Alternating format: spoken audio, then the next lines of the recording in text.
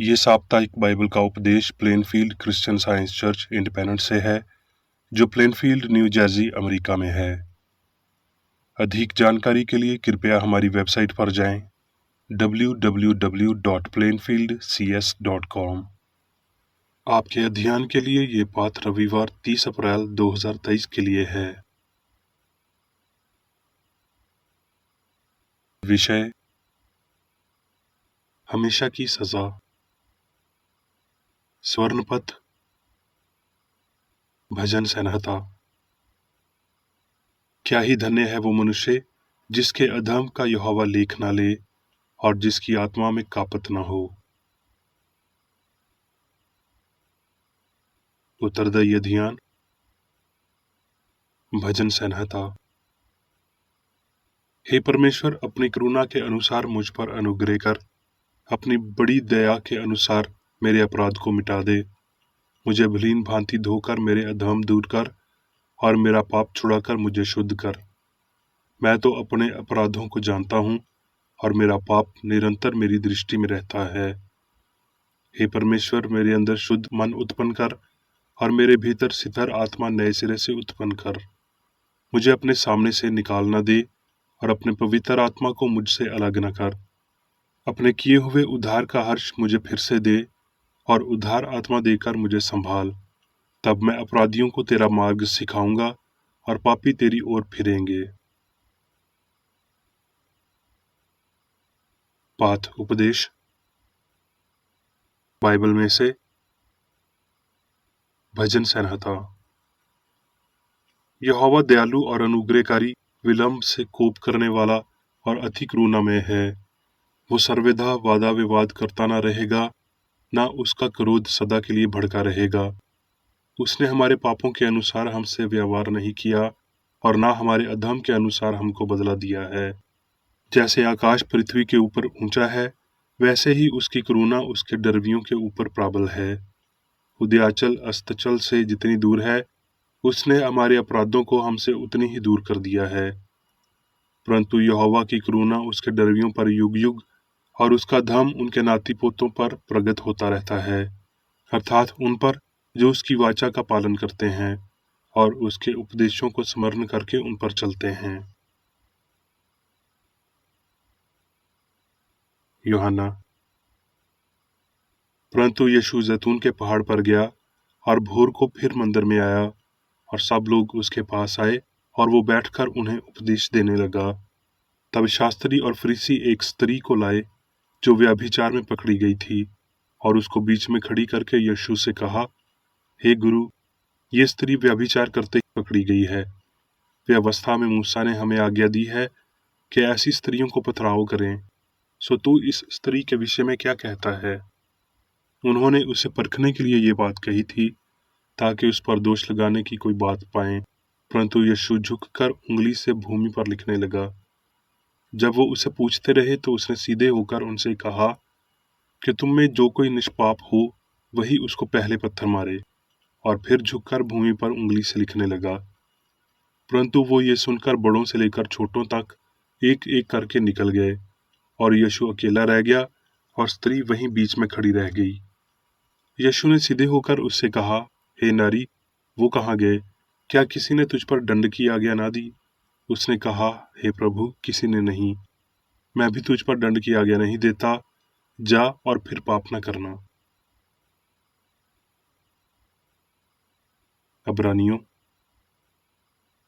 प्रभु की ताड़ना को हल्की बात ना जान, और जब वो तुझे घुरके तो हियाव न छोड़ना, क्योंकि प्रभु जिससे प्रेम करता है उसकी ताड़ना भी करता है, और जिसे पुत्र बना लेता है उसको कोड़े भी लगाता है। तुम दुख को ताड़ना समझकर सह लो। परमेश्वर तुम्हें पुत्र जानकर तुम्हारे साथ बर्ताव करता है। वो कौन सा पुत्र है जिसकी ताड़ना पिता नहीं करता? और वर्तमान में हर प्रकार की ताड़ना आनंद की नहीं पर शोक ही की बात दिखाई पड़ती है। तो भी जो उसको सहते सहते पक्के हो गए हैं, पीछे उन्हें चैन के साथ धर्म का प्रतिफल मिलता है। पतरस। प्रभु अपनी प्रतिज्ञा के विषय में देर नहीं करता, जैसी देर कितने लोग समझते हैं, पर तुम्हारे विषय में धीरज धरता है और नहीं चाहता कि कोई नाश हो, वरन ये कि सबको मन फिराव का अवसर मिले। रोमियो। परंतु परमेश्वर हम पर अपने प्रेम की भलाई इस रीति से प्रकट करता है कि जब हम पापी ही थे, तभी मसीह हमारे लिए मरा। सो जबकि हम अब उसके लहू के कारण धार्मिक ठहरे, तो उसके द्वारा क्रोध से क्यों न बचेंगे? क्योंकि बैरी होने की दशा में तो उसके पुत्र की मृत्यु के द्वारा हमारा मेल परमेश्वर के साथ हुआ, फिर मेल हो जाने पर उसके जीवन के कारण हम उद्धार क्यों न पाएंगे? क्योंकि जब एक मनुष्य के अपराध के कारण मृत्यु ने उस एक ही के द्वारा राज्य किया, तो जो लोग अनुग्रह और धर्म रूपी वरदान बहुतायत से पाते हैं, वो एक मनुष्य के अर्थात यीशु मसीह के द्वारा अवश्य ही अनंत जीवन में राज्य करेंगे। इसलिए जैसा एक अपराध सब मनुष्यों के लिए दंड की आज्ञा का कारण हुआ, वैसा ही एक धर्म का काम भी सब मनुष्यों के लिए जीवन के निमित्त धार्मिक ठहराए जाने के कारण हुआ। क्योंकि जैसा कि मनुष्य की आज्ञा ना मानने से बहुत से लोग पापी ठहराए, वैसे ही एक मनुष्य के आज्ञा मानने से बहुत से लोग धार्मिक ठहराए जाएंगे। और व्यवस्था बीच में आ गई कि अपराध बहुत हो, परंतु जहाँ पाप बहुत हुआ, वहाँ अनुग्रह उससे भी कहीं अधिक हुआ। कि जैसा पाप ने मृत्यु फैलाते हुए राज्य किया, वैसा ही हमारे प्रभु यीशु मसीह के द्वारा अनुग्रह भी अनंत जीवन के लिए धार्मिक ठहराते हुए राज्य करे। रोमियो। इसलिए पाप तुम्हारे मरणहार शरीर में राज्य न करे कि तुम उसकी लालसाओं के अधीन रहो, और ना अपने अंगों को अधर्म के हथियार होने के लिए पाप को सौंपो, पर अपने आप को मरे हुओं में से जी उठा हुआ जानकर परमेश्वर को सौंपो, और अपने अंगों को धर्म का हथियार होने के लिए परमेश्वर को सौंपो। और तुम पर पाप की प्रभुता न होगी, क्योंकि तुम व्यवस्था के अधीन नहीं, वरन अनुग्रह के अधीन हो। क्या तुम नहीं जानते कि जिसकी आज्ञा मानने के लिए तुम अपने आप को दासों के नियम सौंप देते हो, उसी के दास हो, और जिसकी मानते हो, चाहे पाप के जिसका अंत मृत्यु है, चाहे आज्ञा मानने के जिसका अंत धार्मिकता है। परंतु परमेश्वर का धन्यवाद हो कि तुम जो पाप के दास थे, तो भी मन से उस उपदेश के मानने वाले हो गए हो जिसके सांचे में ढाले गए थे, और पाप से छुड़ाए जाकर धर्म के दास हो गए। सो जिन बातों से अब तुम लाजित होते हो, उनसे उस समय तुम क्या फल पाते थे? क्योंकि उनका अंत तो मृत्यु है। परंतु अब पाप से स्वतंत्र होकर और परमेश्वर के दास बनकर तुमको फल मिला, जिससे पवित्रता प्राप्त होती है, और उसका अंत अनंत जीवन है। अब मैं मेरी बेकर रेड्डी द्वारा क्रिश्चियन साइंस की किताब विज्ञान और स्वस्थ शास्त्रों की कुंजी के साथ के साहस संबंधी अंश पढ़ूंगा। विज्ञान और स्वस्थ। सबसे अच्छा उपदेश जो सत्य का उपदेश है, वो पाप, बीमारी और मृत्यु के विनाश द्वारा प्रचालित और प्रदर्शित किया जाने वाला सत्य है। झूठी नींव पर सुरक्षित रूप से निर्माण नहीं कर सकते। सत्य एक नया पुरानी बनाता है, जिसमें पुरानी चीजें गुजर जाती हैं और सभी चीजें नई हो जाती हैं। जुनून, स्वार्थ, झूठी भूख, घृणा, भय, सभी कामुकता, आध्यात्मिकता के लिए उपज और होने का अतिरेक ईश्वर अर्थात अच्छाई की तरफ है। नश्वर मन से त्रुटि निकालने का तरीका प्रेम के बाढ़ ज्वार के माध्यम से सच्चाई में डालना है। मसीही पूर्णता किसी अन्य आधार पर नहीं जीती जाती। अपवित्रता पर पवित्रता का अभिवादन करते हुए, ये कहते हुए कि पाप को क्षमा किया जा सकता है, जब ये त्याग नहीं किया जाता है, तो ये ऊंटों को निगलने जैसी मूर्खता है। ईश्वर और मनुष्य के बीच मौजूद वैज्ञानिक एकता को व्यवहार में बदल देना चाहिए और ईश्वर को सर्वव्यापी होना चाहिए। हम पाप को नष्ट करने में ईश्वर की क्षमा और आध्यात्मिक समझ को स्वीकार करते हैं, जो बुराई को असत्य करार देती है। लेकिन पाप में विश्वास को तब तक दंडित किया जाता है जब तक कि विश्वास बना रहता है। ईश्वर पाप, बीमारी और मृत्यु पैदा करने में असमर्थ है, क्योंकि वो इन त्रुटियों का अनुभव कर रहा है। उसके बाद मनुष्य के लिए ये कैसे संभव है कि वो त्रुटियों का इस तरह अधीन हो, यानी वो मनुष्य जो दिव्य समानता में बना है। क्या ईश्वर स्वयं से आत्मा से भौतिक मनुष्य का निर्माण करता है? क्या बुराई अच्छाई से आगे बढ़ती है? क्या ईश्वरीय प्रेम मनुष्य को पाप की ओर प्रवृत्त करके और फिर उसके लिए उसे दंड देकर मानवता के साथ धोखा करता है?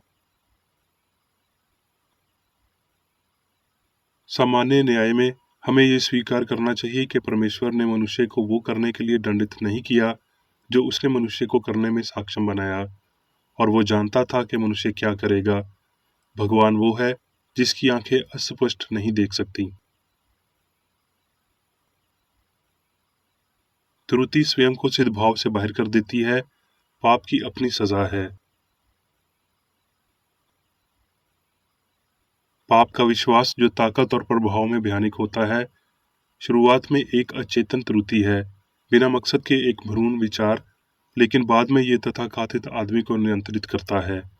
जुनून, भ्रष्ट भूख, बेईमानी, ईर्ष्या, नफरत और बदला लेने के लिए केवल शर्म और शौक से गुजरते हुए अपनी अंतिम सजा के लिए कार्य करते हैं।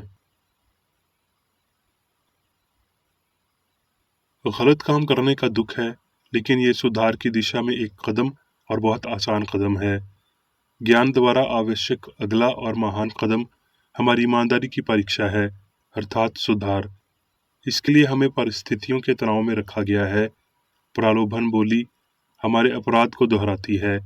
इस तरह ये हमेशा रहेगा जब तक हम ये नहीं सीख लेते कि न्याय के कानून में कोई छूट नहीं है और हमें पूरी तरह से भुगतान करना होगा। जिस नाप से तुम नापते हो, इसी से तुम्हारे लिए भी नापा जाएगा और ये भरा जाएगा और ऊपर चल रहा होगा। संतों और पापियों को उनका पूरा पुरस्कार मिलता है, लेकिन हमेशा इस दुनिया में नहीं। मसीह के अनुयायियों ने उसका प्याला पी लिया, अभिरुचि और उत्पीड़न ने उसे भर दिया। लेकिन भगवान अपने प्यार की दौलत को समझ और प्रेम में डालता है, जिससे हमें अपने दिन के मुताबिक ताकत मिलती है। पापी पनपते हैं हरे भरे वृक्ष की तरह, लेकिन आगे बढ़ते हुए भजनहार उनका अंत देख सकता था, कष्ट से पाप का नाश। यदि उसके प्रति अज्ञान में रहते हैं तो हमें कोई सुरक्षा महसूस नहीं करनी चाहिए, हालांकि भगवान अच्छा है। इस सपने को कायम रखने वाले झूठे सुकून से बेहतर है वो दुख जो नश्वरमान को उसके शारीरिक सपने से जगाएगा। पाप ही मृत्यु लाता है, क्योंकि पाप ही विनाश का एकमात्र तत्व है। क्या आप ज्ञान को दया करने के लिए कहते हैं और पाप को दंडित करने के लिए नहीं? फिर आप गलत पूछते हैं। सजा के बिना पाप कई गुना होगा। यीशु की प्रार्थना, हमें हमारे पापों को माफ कर दो, क्षमा की शर्तों को भी निर्दिष्ट किया। व्यभिचारी स्त्री को क्षमा करते हुए उसने कहा, जा और फिर पाप मत करना। प्रेम की योजना पापी को सुधारना है। यदि यहाँ पापी की सजा उसे सुधारने के लिए अप्राप्त है, तो अच्छे आदमी का स्वर्ग पापी के लिए नर्क होगा। वो जो अनुभव से पवित्रता और स्नेह को नहीं जानते, वो कभी भी सत्य और प्रेम के धन्य साहचर्य में केवल दूसरे क्षेत्र में अनुवाद के माध्यम से आनंद नहीं पा सकते। ईश्वरीय विज्ञान पाप के प्रेम को बुझाने के लिए मृत्यु से पहले या बाद में पर्याप्त पीड़ा की आवश्यकता को प्रकट करता है। पाप के लिए दिए दंड को माफ करना, सत्य के लिए त्रुटि को क्षमा करना ही होगा। सजा से बचना भगवान के सरकार की अनुसार नहीं है, क्योंकि न्याय दया की दासी है। ईश्वरीय प्रेम मनुष्य को सुधारता है और नियंत्रित करता है। पुरुष क्षमा मांग सकता है, लेकिन ये ईश्वरीय सिद्धांत केवल पापी को सुधारता है। मानवता धीरे धीरे पाप की भावना से आध्यात्मिक समझ में आगे बढ़ती है। सब कुछ ठीक से सीखने की इच्छा मसीही जगत को जंजीरों से बांधती है। प्रेम अंत में सिद्ध भाव के समय को चिन्हित करेगा और आध्यात्मिकता का पालन करेगा, क्योंकि प्रेम आत्मा है। जिस तरह से अमृता और जीवन सीखा जाता है, वो धार्मिक नहीं बल्कि मसीही है, मानव नहीं बल्कि दिव्य है, भौतिक नहीं बल्कि आध्यात्मिक है, पदार्थ नहीं बल्कि वैज्ञानिक रूप से आध्यात्मिक है। मानव दर्शन, नैतिकता और अंधविश्वास ऐसा कोई प्रतीक्ष दिव्य सिद्धांत नहीं दे सकता जिसके द्वारा नश्वर पाप से बच सकें। फिर भी पाप से बचना है, यही बाइबल मांग करती है। प्रेरित कहते हैं, डरते और कांपते हुए अपने अपने उद्धार का कार्य पूरा करते जाओ। और वो इसमें सीधे शामिल करते हैं कि क्योंकि परमेश्वर ही है जिसने अपनी स्वेच्छा निमित्त तुम्हारे मन में इच्छा और काम दोनों बातों के करने का प्रभाव डाला है। फिलिपियों 2:12-13। सत्य ने राज्य की कुंजी प्रदान की है और इस कुंजी के साथ क्रिश्चियन साइंस ने मानव समझ का द्वार खोल दिया है। सच्चाई आध्यात्मिकता की शांत, मजबूत धाराएं, जिनमें से अभिव्यक्तियां स्वस्थ, पवित्रता और आत्मविनाश हैं।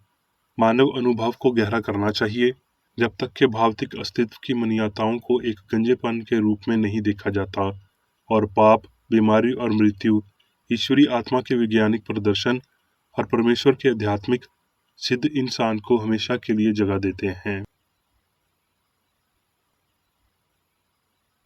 अब मैं मेरी बेकर रेडी द्वारा चर्च मैनुअल में दिए गए 3 दैनिक कर्तव्यों को पढ़ूंगा।